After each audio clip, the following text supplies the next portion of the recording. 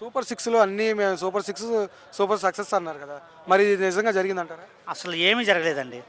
Super సిక్స్లో వాళ్ళు అమ్మఒడి ఒకటే వేసినట్టున్నారు. అది కూడా 2 సంవత్సరాలు, 1 సంవత్సరం వేశారు. ఇంట్లో ఎంతమంది ఆడవాళ్ళు అంటే నెలకు 1500 అన్నారు. ఒక్క రూపాయి ఇవ్వాల.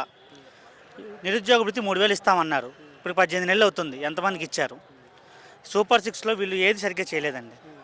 అది ఇంకోటి జగన్మోహన్ రెడ్డి ఉన్నప్పుడు ప్రతి ఒక్కళ్ళు తెలుగుదేశం జనసేన వాళ్ళు కామెంట్ చేసింది ఏంటి, నిత్యావసర రేట్లు పెరిగిపోయినాయి, డెవలప్మెంట్ లేదని చెప్పి అన్నారు.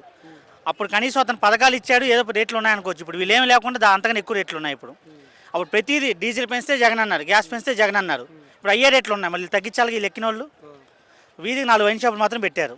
అది డెవలప్మెంట్, వీళ్ళు చేసిన డెవలప్మెంట్ అయితే. కానీ వైన్స్ మొత్తం కూడా లిక్కర్ అంతా కూడా జగన్మోహన్ రెడ్డి మొత్తం చేసింది. జగన్మోహన్ రెడ్డి కల్తీ మధ్య అమ్మాడు అనేది అన్నారు కదా.